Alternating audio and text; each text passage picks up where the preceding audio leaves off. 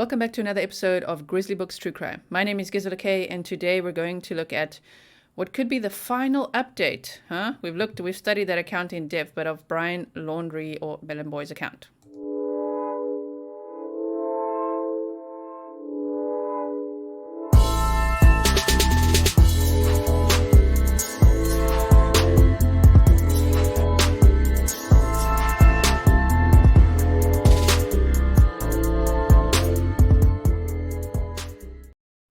Thank you so much for being here. If you are not yet subscribed, please hit the subscribe button and the bell so you get all things Grizzly Books True Crime. Of course, if you subscribe, you become an OG, an original Grizzly.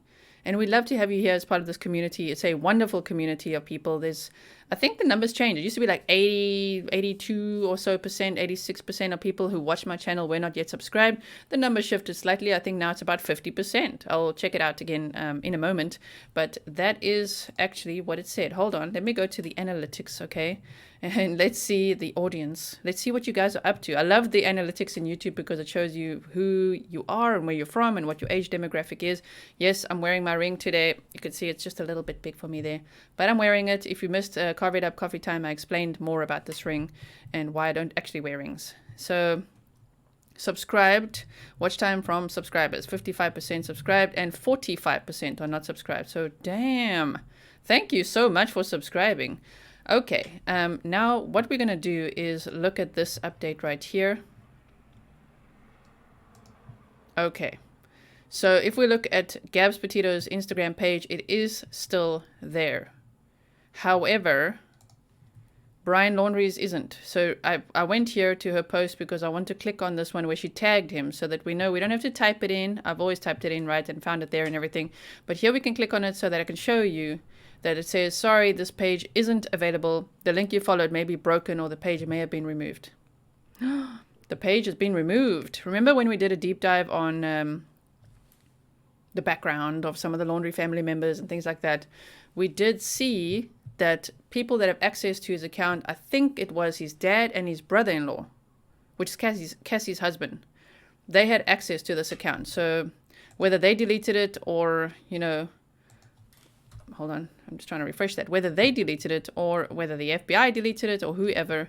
Yes, you could see. I've got lots of messages and things to reply to here. But yeah, this account is still here. Brian Laundrie's account is no longer here. So that is the update. The account has been removed or deleted. So we can't really see it anymore or analyze it. Of course, we've got the videos. If you are interested, if you didn't see it, the deep dive that I did analyzing every single post, go and have a look at that on the playlist. It is available for you. The last thing I think that I showed from here, from his account, was that picture of him sitting on the swing with his nephew. And that was at the Carlton Reserve / Mayakahachi Creek Environmental Park. Supposedly very close to where his remains were found, which could allude to it being one of his favorite spots, So, yeah, that was one of the last things we looked at. I have saved some of the pictures, but I mean, we've done a deep dive on it, so we don't have to deep dive that anymore or anything like that. But it is interesting that it's been deleted. I mean, I kind of expected it. Did you? I kind of expected it to be deleted at some point. I was actually surprised that they kept it up for so long, especially with everyone analyzing and deep diving it and be like, oh, his art and oh my word, this and this. And, so anyway, so there's that. I also wanted to just say that this picture, which was the last picture posted on Gabby Petito's account, said Happy Halloween, right? And there was a fly and a pumpkin. And their trip was supposed to end around Halloween in Oregon, where they were going to visit friends. That, of course, never happened. Gabby was found murdered. Her remains were found across the creek from where the van was parked, and it was at Spread Creek Dispersed Camp.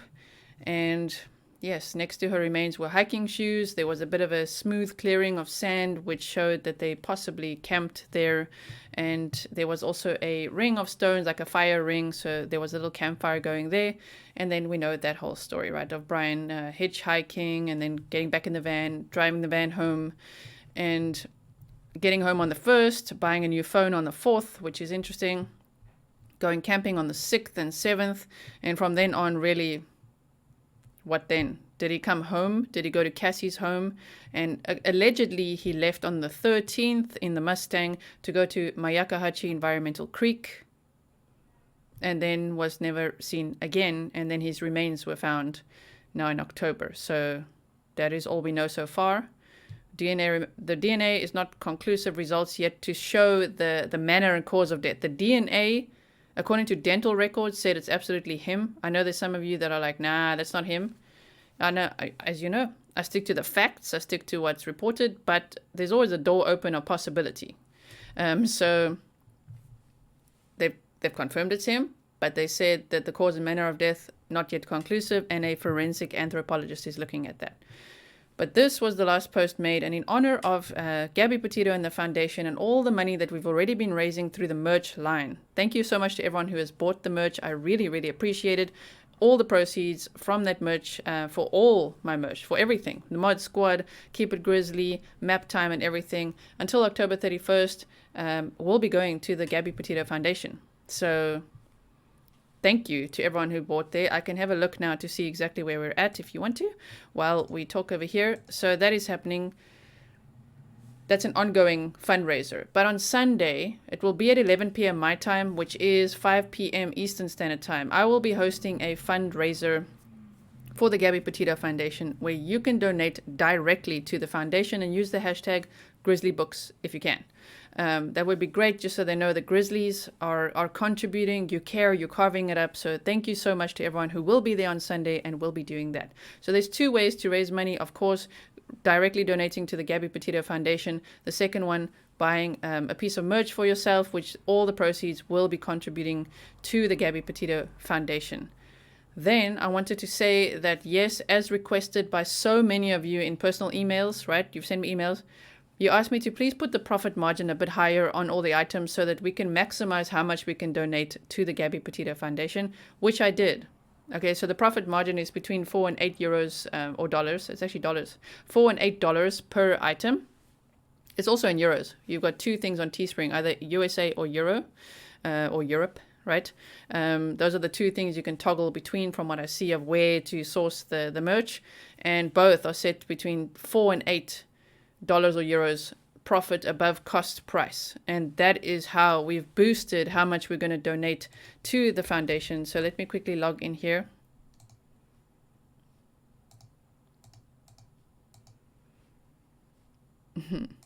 I've got all this like double security on everything, even Teespring.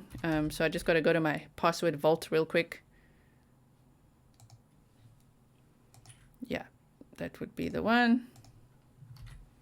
And I've got two-factor authentication, so I just got to quickly go on here. Which is here.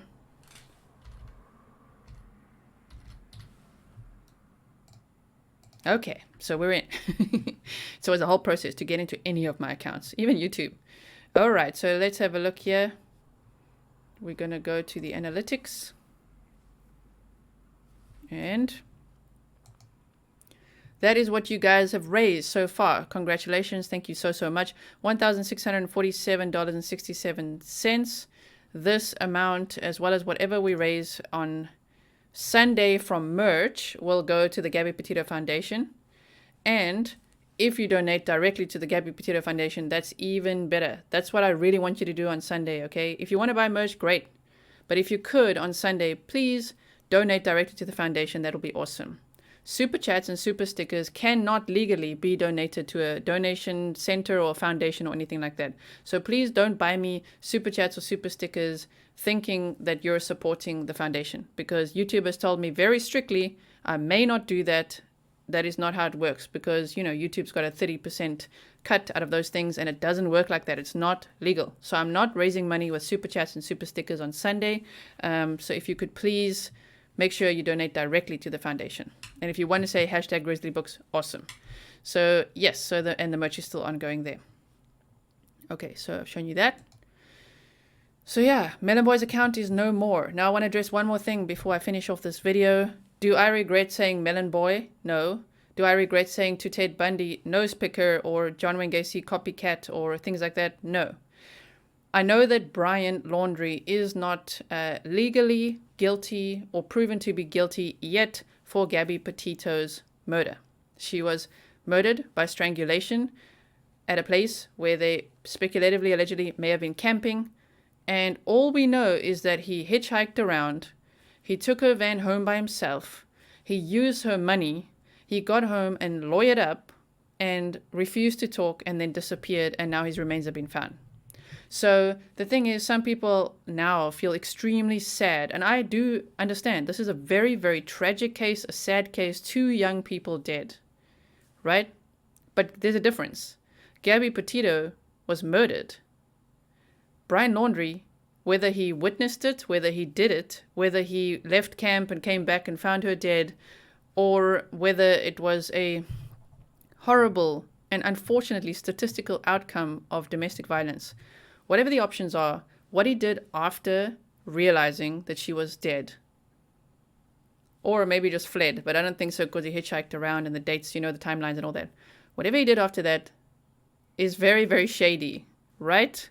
So I do not regret calling him Melon Boy. And it's also because he called himself, not Melon Boy, but he said all he needs in life was melon rinds and banana peels, and he loves melon, and there's even a melon in the van. You know the Moab body cam footage? There's a melon. Look on the bottom right-hand side. He's got a melon right there. He literally bought melons that day at the Moonflower Co-op. So it's something that I do on this channel. I do tend to sort of like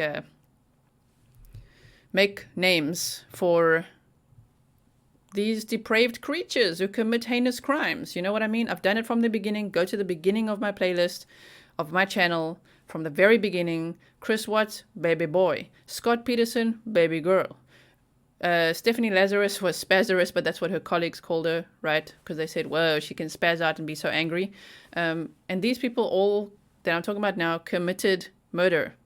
So I've done it always, and it's what we do.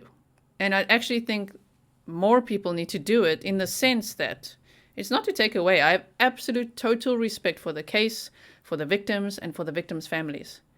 But when it comes to people that are criminals, murderers, whatever, they shouldn't have cool names. So as you know, my foundation for true crime is studying serial killers. That's actually my specialty, even though I'm not doing it that much now.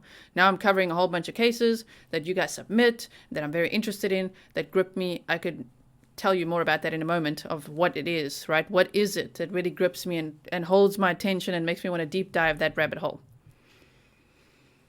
I'll go there. Let's put that in a bubble over here. Remember to talk about this. That's what I do. I make a virtual bubble for myself here. This is what we're going to talk about. But the point is, I hate it when killers and serial killers are given cool names and are romanticized. And they are already fan clubs of Brian Laundrie and saying Brian Laundrie's innocent and he's just amazing and he's this and this and this.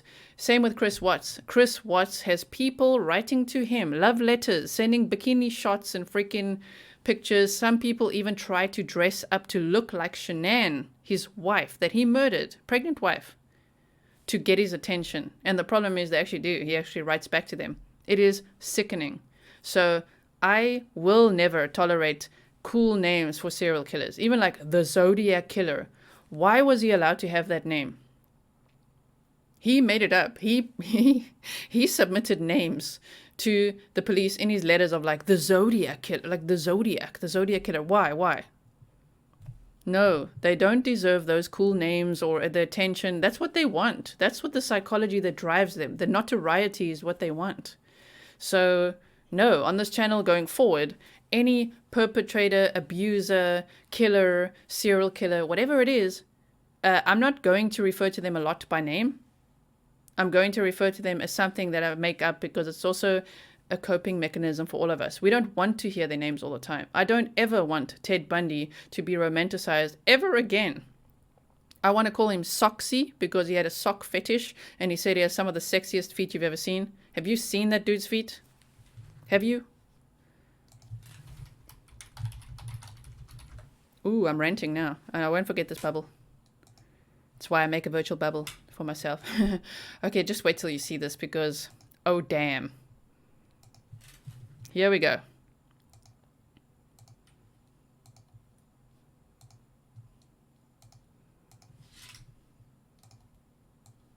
Aren't these just the sexiest feet you've ever seen in your life? And then movie makers want to cast Zac Efron to play him. What are you thinking? Are we supposed to? You know, like it starts in childhood. Beauty and the Beast. Ooh, a beast that you can fall in love with. I get it. It's a nice story. I like Beauty and the Beast. But you know what I mean? It starts programming you that beasts are pretty cool. And they're not. These are depraved people. These are depraved people. Okay, I'm sure you don't want to look at his foot anymore, right? But he said he had the sexiest feet ever. No, he does not. We don't care about the feet. There's no sexy to it. Hybristophilia is not funny. It's not cute or funny or cool or a fetish. It's gross. You cannot be sexualizing killers. No, no, no. They're taking human life. They have no right to do that. No, not sexy, not cute, not cool. This one, soxy or nose picker. Did you know that he was a chronic nose picker? Yes, he was. If you watch the documentary, the Ted Bundy tapes, you will see there they talk a little bit about this dude. Now, I'm not remembering the name, even though I wrote the damn book. Wait. I'll get this name right.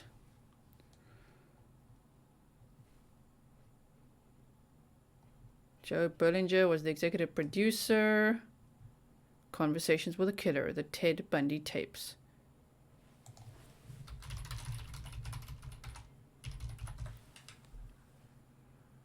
There we go. Stephen Michaud and Hugh Ainsworth. Those are the names. When they interviewed him, Stephen Michaud said, this guy was a chronic nose picker. He wasn't well traveled and he wasn't as intelligent as people make him out to be. And he smelled funny. Remember like Richard Ramirez? He smelled like a goat. That's what people say. I mean, people also like to say that he was so hot. Yeah, once he got his teeth fixed or what? And it's not hot. He's absolutely depraved. Ew. Goat boy. Richard Ramirez is goat boy. Damn, who knew this rant was coming in this video? I mean, how hot is that? Seriously. And why do you think it's hot? No. In the beginning, I don't share my opinion so strongly here because you're always like tiptoeing around. But I don't tiptoe around over here. I do not support serial killing. I do not support murder. I will never give these people cool names or say they're hot or anything like that. Never, ever, ever. All respect goes to the victims and their families. That's what it's about. But when we do have to refer to the person who did those horrible things to those victims and families, I'm going to call them something. Goat boy over here. Yuck.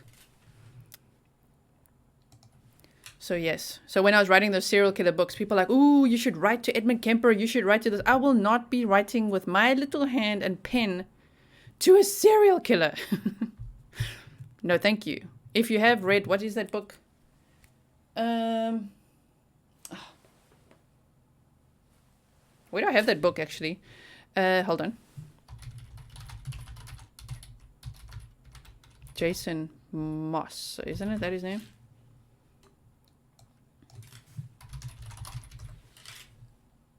Jason Moss was a college student who decided to take on serial killers, get into their minds, get to know them and understand them. And you know what? He ended up killing himself because they got under his skin. They are depraved, I'm telling you. Just stay away from them and don't call them cool names. They're not cool at all. They're sick people.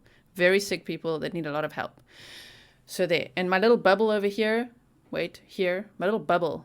What is this channel about? What is it that grips me? What cases will I be covering in the future? Well, the things that really catch my attention are relationships. Especially sexual relationships that go horribly wrong. You know, and that's why I started studying serial killers in my true crime career as a true crime author. Because they are the most depraved and they are sexually driven, most of them.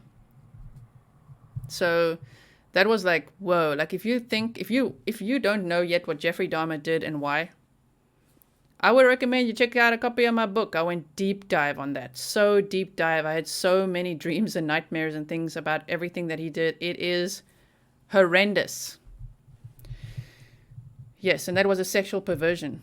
It's not to cuddle them and keep them. It was a sexual perversion gone absolutely horribly wrong. That was just, it started young already. It started with roadkill. Okay, so the point is, where will my channel go? I'm going to be covering cases, missing persons cases, couples who kill. You know, like Snapped, it's like couples who kill. That grips me so much because you're like, wait, what? Like, this is someone that you loved and trusted and, yeah, probably had sex with and all of that stuff, right?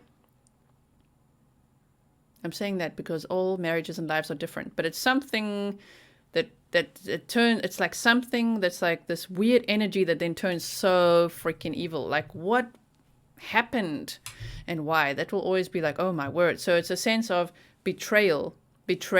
That's something that really is like, oh my word. Betrayal. If it's a true crime niche that I want to niche down in, serial killers, betrayal, couples who kill, or couples who just take their weird fetishes to the wrong level. I did a whole 12-hour true crime live stream where we analyzed a whole bunch of, or talked about female serial killers and female killers. And you won't believe how many of them helped out their sicko boyfriends or husbands. It's terrible. Sure. Anyway. Okay, if you haven't checked out Jason Moss's book, he actually wrote a book called The Last Victim, a true life journey into the mind of a serial killer. Or of the serial killer. And then in the end, he was like the last victim. He took himself out. Couldn't take it anymore. We've got to breathe. So yes, there's a lot of true crime channels on YouTube. There's a lot of true crime podcasts and a lot of true crime authors. So I cannot do everything. I really appreciate all your case suggestions, of course, but I cannot do everything. And I've got to do things that really, really I can deep dive and it will, you know, make my work here feel fulfilling and like I could share something, share my brain, my thoughts, my insights, things like that with you. So that's it for now. Brian Laundrie, Melon Boys account is gone. No more Instagram account. So I think it's good though. I think it's good. What do you think? Let me know in the comments below what you think. Do you think it's good? Do you feel like, oh no, I'm going to miss that? You know, I do think it's sad that if he took his own life, that's sad. That's all pain. This is all pain and pain and pain. So if he strangled her, which is very likely, it's the most likely outcome.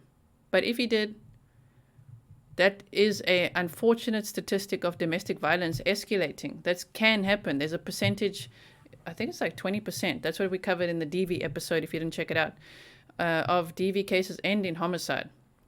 I'll have to look at a worldwide stat, but that is so sad. And yes, he was hurting, she was hurting, but in the end, she ended up dead, murdered. So if he then couldn't handle what he had done, felt shame or remorse or anything, and took his own life, if that's what it ends up being, that is sad. I'm not saying it's not sad. It's very sad. When Ted Bundy got electrocuted on Old Sparky, that's a sad day.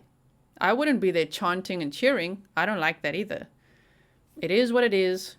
That's how that legal system works. He got executed. Okay, so that is a sad event. It's not something that I would be like celebrating or something. It's sad. But I have no interest in romanticizing that or feeling too sorry for abusers. I have been in a lot of trouble in my life having empathy for all the wrong people, meaning abusers in my life, and letting them bulldoze all over me, walk all over me, and try to control me. You know how it goes with narcissists.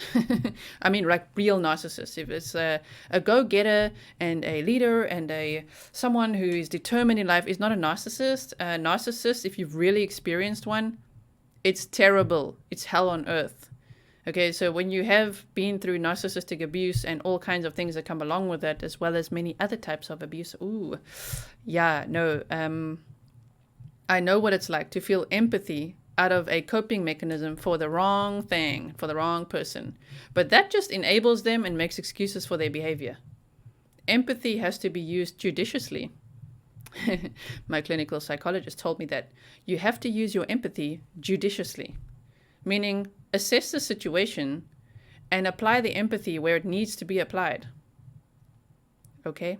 So just think about that. It can't just be empathy for everyone, right? Human life matters, humans matter, right? But when people do terrible things, be careful with that empathy. Be careful with it. Use it judiciously. Stay level-headed. Keep it classy. Keep it grizzly. And I'm done with my rant. Thank you so much for watching. I hope to see you very soon in the next video. Catch me in the next live stream. Go to my homepage and set reminders for the live streams that interest you. I'll be very excited to see you there.